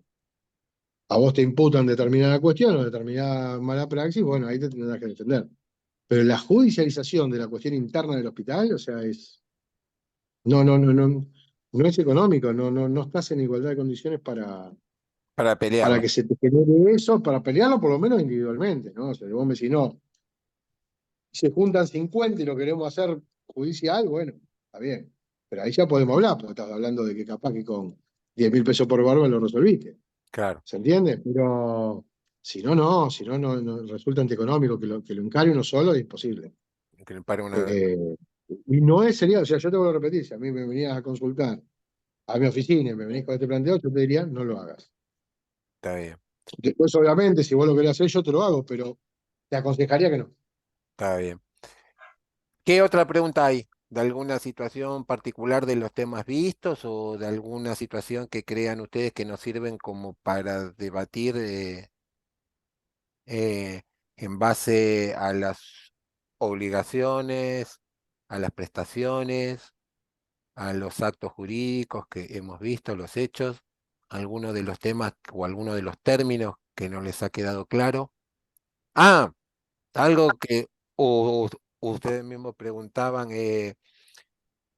leyendo el material, Ariel, lo que Sí, nosotros tomamos conciencia es que las personas que están a nuestro cuidado, ¿no es cierto? Cuando se internan, no es que van buscando que la responsabilidad sea de Juancito, de María, sino de todas las personas que están de alguna manera en su atención directa y muchas veces en los lugares de trabajo, todos cuidan a todos, ¿no? O muchas veces se separan y se dividen en quienes atienden a unos y quienes atienden a otros.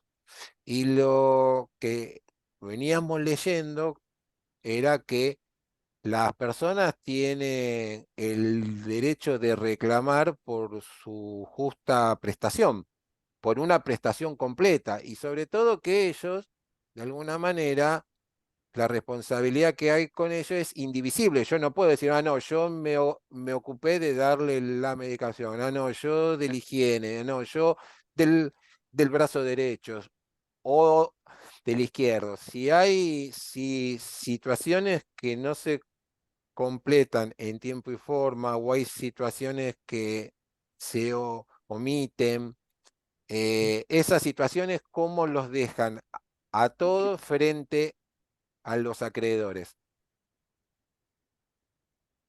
eh, a ver, esas situaciones se dan en determinados momentos. Eh, yo no sé si lo que vos me estás preguntando es que vos al mismo tiempo todo el mundo atiende a todos, o si vos tenés turnos en los No, no, cuales en un de 8 a turno, 16 lo atendiste vos. Si en un turno, o sea, la responsabilidad primaria es del que lo atiende, ujú, digamos. perfecto. Ahora, si vos me decís en el mismo turno, o sea, entre las 8 y las 10 lo atendieron 5 enfermeros, no sé, a mí no me pasó nunca eso. Yo siempre que vi, o mis pocas experiencias, gracias a quien sea, ha sido que generalmente vos tenías un enfermero o una enfermera por turno. Es decir, vos a la mañana tenías a José, y a la tarde tenías a Janina, y Sí, a no, la no, está noche bien. tenías a Josefina. Por No me ahí, pasó nunca que a la mañana esté José, Janina, Josefina y María. no, no, está bien, está bien. Ponele que vos estás en un servicio que hay 20 personas internadas y en ese turno hay contratado 5 personas para atender a esas 20.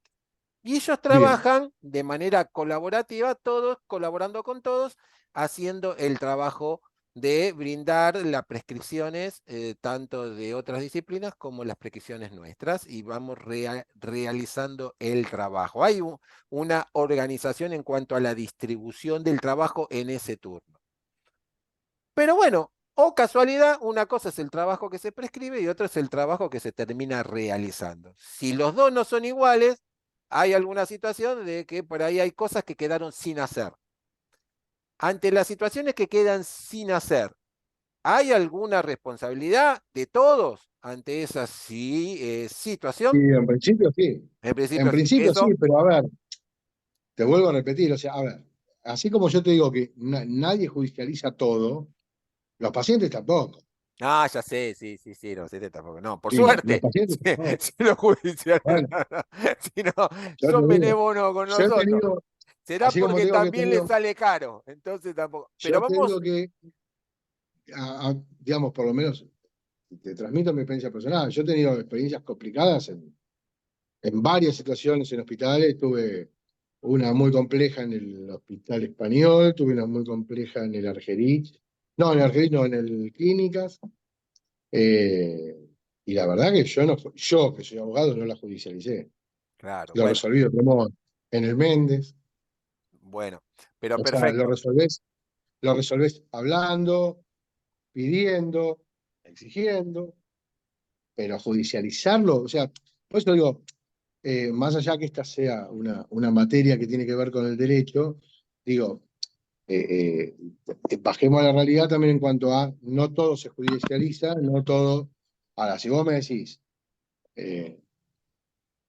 como un caso que me ha tocado ver desde en su momento de la procuración, donde una enfermera se equivocó y una sonda nasogástrica se la mandó a una sonda de drenaje del cerebro, bueno, eh, ya ahí estamos hablando de otra cosa. Si estamos No, hablando de no, ese tipo de ahí errores, es no, una cosa. Eso claro. sí se Bueno, judicializa, digamos. vamos a esto también. Por ejemplo, nosotros tenemos dos niveles, el nivel profesional y el nivel auxiliar. Y la misma ley dice que el trabajo del auxiliar tiene que estar supervisado por un profesional. No pueden trabajar ellos libremente como sí lo puede hacer el profesional. Vamos a suponer Bien, que hay un solo profesional en ese servicio y 4 auxiliares de enfermería que realizan actividades y realizan algunas actividades que están por fuera de sus competencias del nivel de actuación, pero lo hacen bajo la responsabilidad del profesional.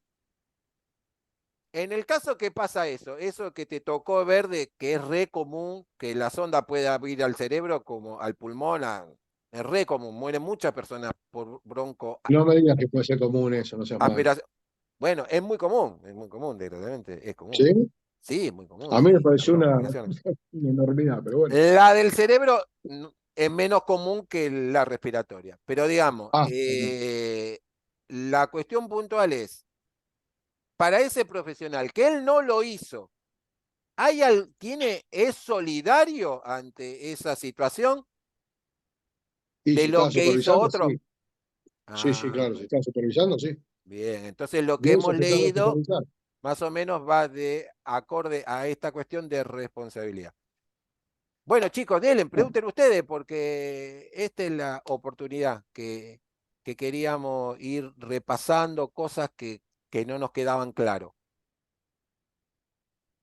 ¿Qué Claro, otra? el otro día, en la otra clase habíamos hablado de que en un mismo servicio, si hay, suponte, 4 enfermeros atendiendo, si bien se dividen los pacientes que va a atender cada uno, suponiendo que son todos, digamos, de nivel profesional, si bien cada uno atiende a sus pacientes, ante el error de alguno, sí, habíamos dicho que la responsabilidad en sí es de todos, porque los pacientes no contratan a un enfermero, sino que los 3 pertenecen a ese servicio.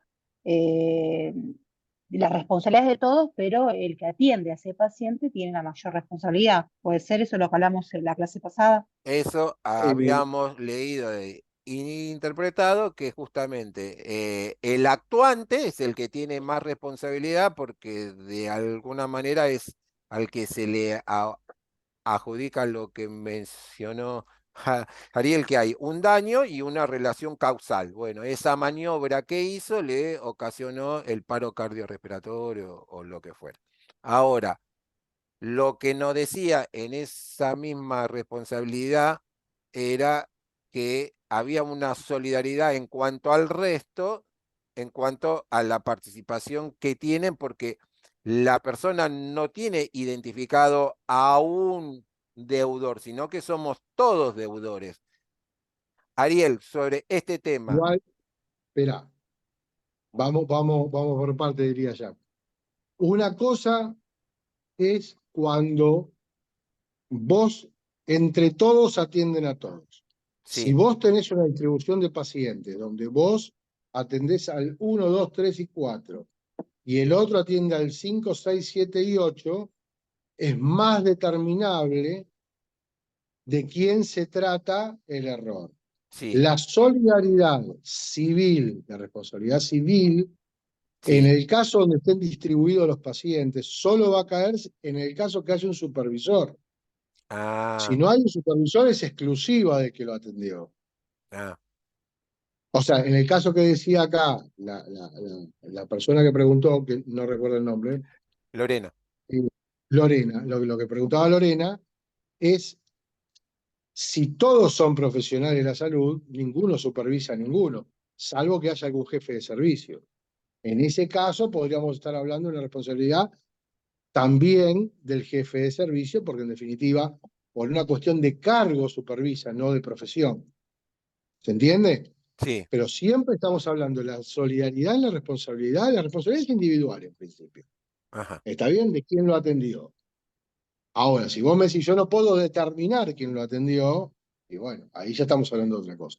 Pero si puedo determinar quién lo atendió, y yo entiendo que de eso se podría determinar quién generó la mala praxis en la historia clínica. bien. Quiere decir que, Por eso la historia clínica es un documento sumamente importante y por eso los abogados, al momento de iniciar una mala praxis, lo primero que hacen es secuestrar la historia clínica. Para que no la adulteren, para que no falten hojas. bien, Porque de y, ahí salta el cantaclaro de quién lo atendió, quién determinó la práctica médica errada, quién realizó la práctica médica errada o la práctica en enfermería errada.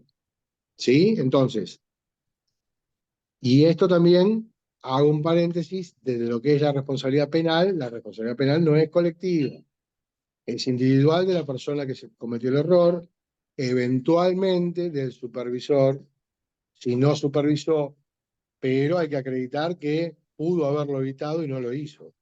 No porque sí. La civil es más amplia, es más laxa la responsabilidad. bien.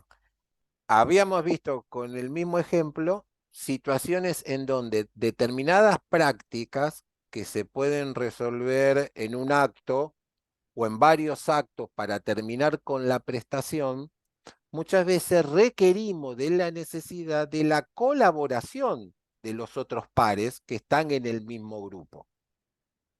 Ok.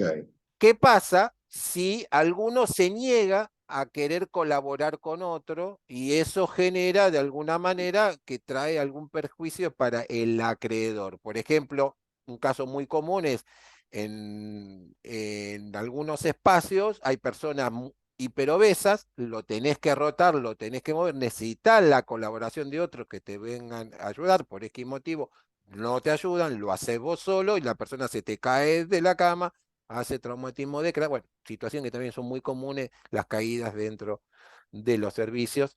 Esa situación, ¿existe una obligación de solidaridad en cuanto a la realización de la prestación cuando es una sumatoria de actos?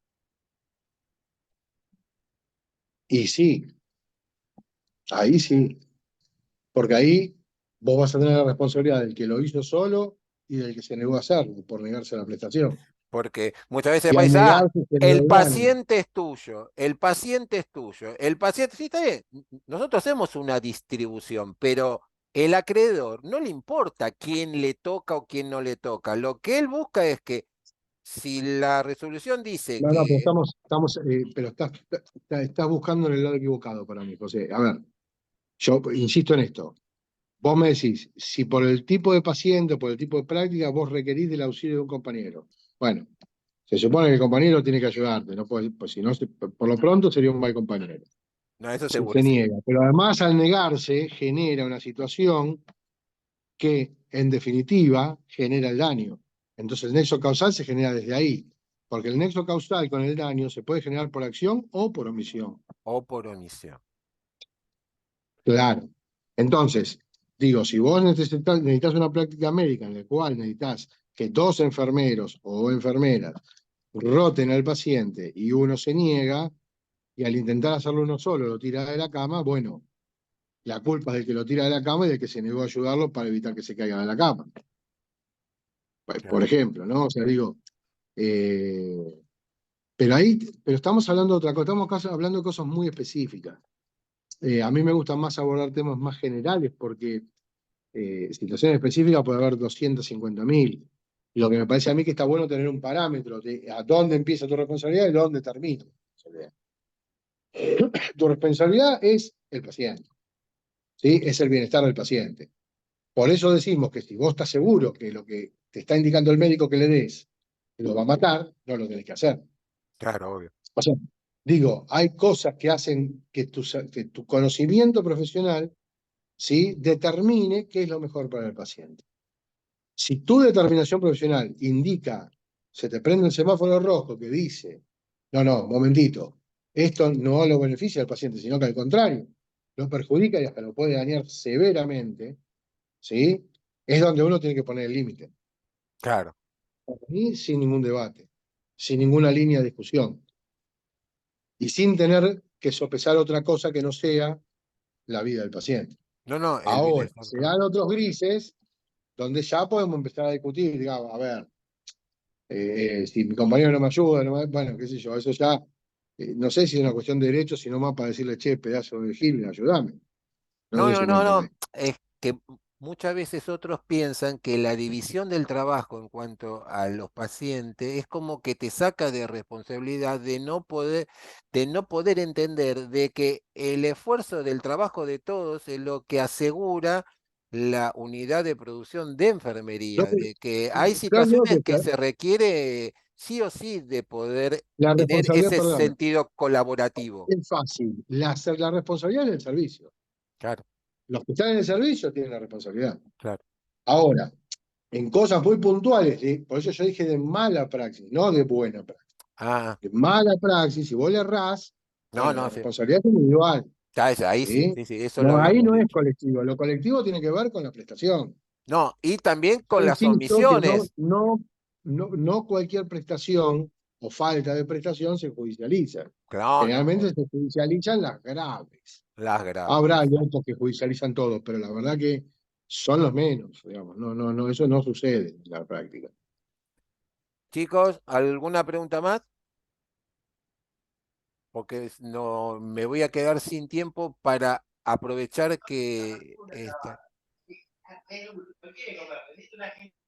ahí se bloqueó. A ver, déjenme un segundito que quiero compartir con algo que ustedes lo van a encontrar en el campus.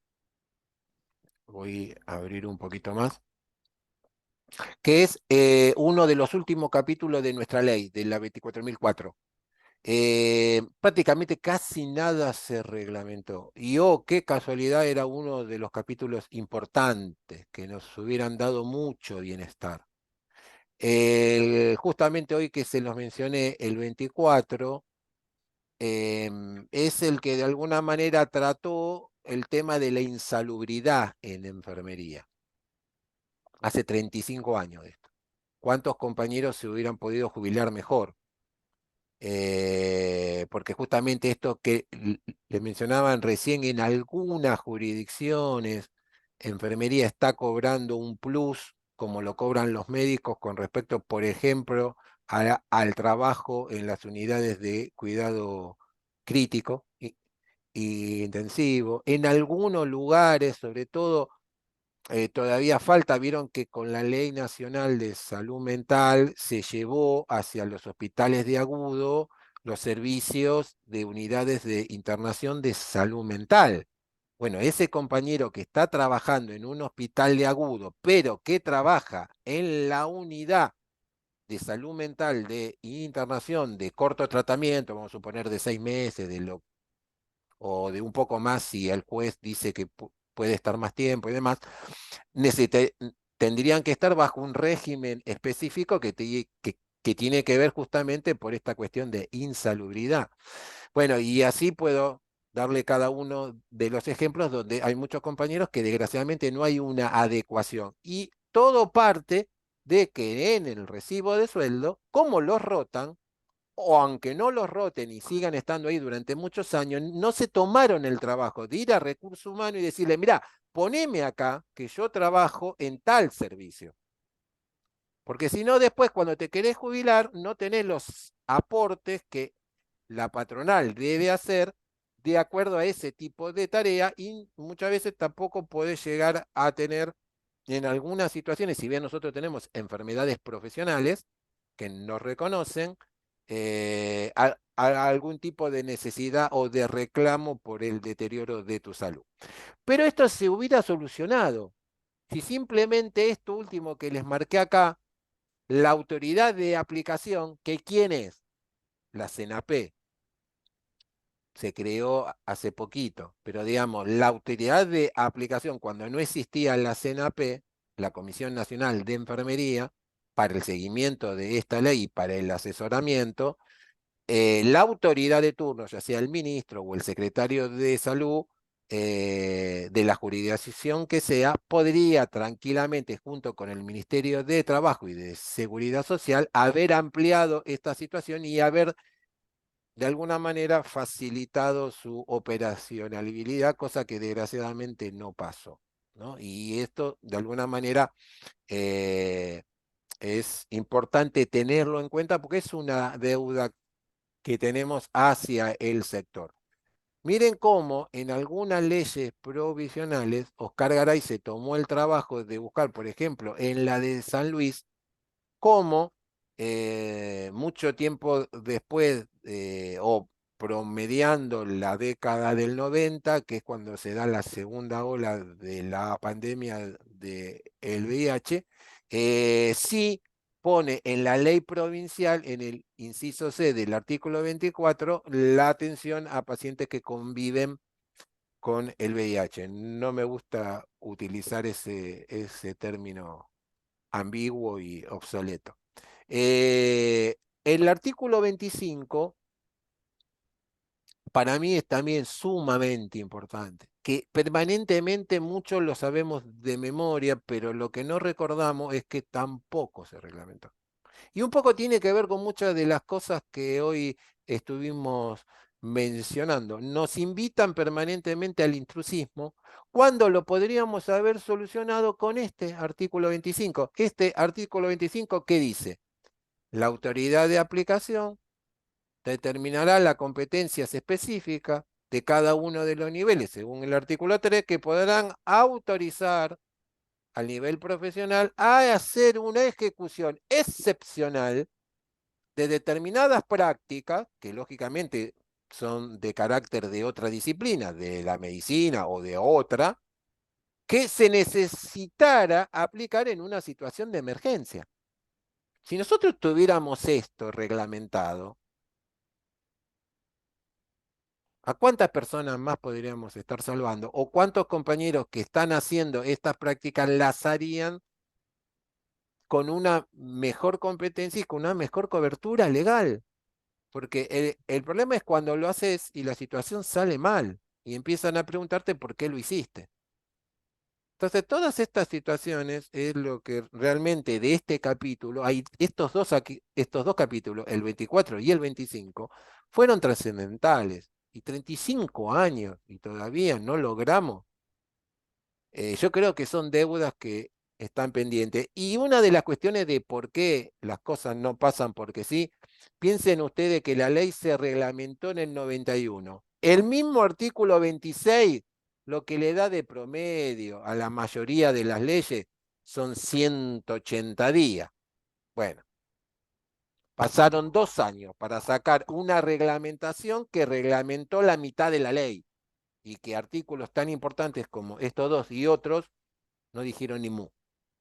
Entonces, yo creo que en este siglo tenemos que tratar de ver de qué manera podemos comenzar a darle respuesta a esta situación puntual. Y como vimos muchas veces que una ley, ¿no es cierto?, cuando modifica y da autonomías a una nueva disciplina, tiene que de alguna manera mencionar que otra ley, ¿sí?, deja de actuar en ese caso. Y esos son de alguna manera las relaciones que hay, ¿no es cierto?, entre las diferentes normas. Y el artículo 27 justamente menciona que la relación que nosotros teníamos antiguamente, desde el 67 hasta el 91, con la 17.132, quedaba sin efecto del artículo 58 al 61. De alguna manera que dejábamos de ser un mero colaborador a pasar a ser un profesional con autonomía para poder discernir qué es lo que está bien, qué es lo que está mal y actuar en una buena praxis dentro de nuestro ámbito del ejercicio profesional. Básicamente este capitulito es cortito, es chiquito y si bien con lo que vemos ahora terminamos de haber hecho el repaso uno por uno de cada uno de los artículos, por una cuestión de tiempo, la verdad les pido disculpas, no me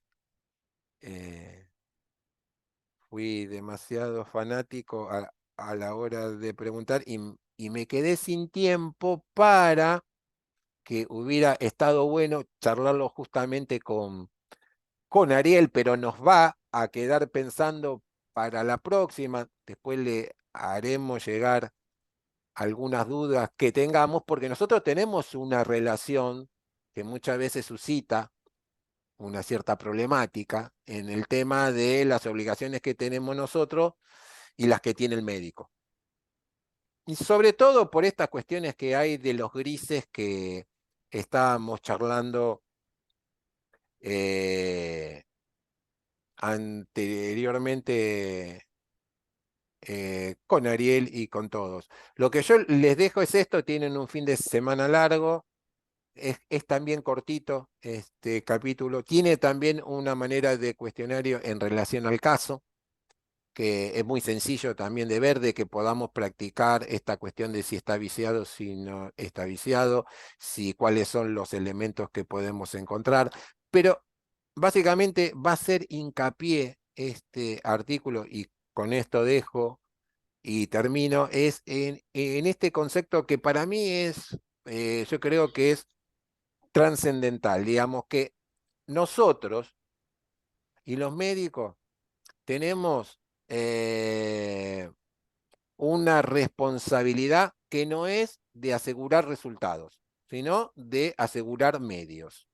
Ahora, también, ya lo dijimos muchas veces, partimos de una situación que nuestra obligación es indivisible. No podemos dividir a la persona por sus órganos, ¿sí? O por sus aparatos y sistemas. No, es indivisible. Entonces, la obligación debe efectivizarse en un todo, porque de esa manera vamos a tener menos reclamos por parte del acreedor.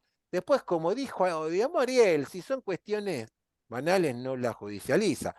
Pero te agarra uno que te quiere joder la vida y te la jode, ¿sí? Hay como todo, ¿no? Pero, y hace que tengas que buscar un abogado, que pagar por una cobertura legal. Entonces, a nosotros nos conviene que entre todos cumplamos con nuestros acreedores, que concretemos la prestación en tiempo Bueno, y forma y de forma concreta. Los dejo ahí bueno, y nos estamos viendo la semana próxima. Les deseo a todos un buen fin de semana largo. Saben que tienen el WhatsApp ahí, hagan preguntas, si ahí tienen dudas, si algo que leyeron. Espero que el cuestionario esta vez no tiene contraseña, lo van a poder hacer de una, es muy sencilla, muy fácil, saben que las respuestas están en el mismo artículo. Así que bueno, nada, Ariel, gracias por desarnarnos un poco, por traer No, por claridad favor. y bueno, no sé si alguien quiere hacer alguna pregunta o algo final. no, no. ¿No? Bueno, nos estamos Bien. viendo hasta Nos estamos Buen fin de viendo. Buenas semana. noches a todos y Buen fin de todas. semana. hasta la próxima. Buen fin de Gracias. semana. Un Buenas noches. segundito quédate, Ariel, que yo voy a dejar Sí. de grabar.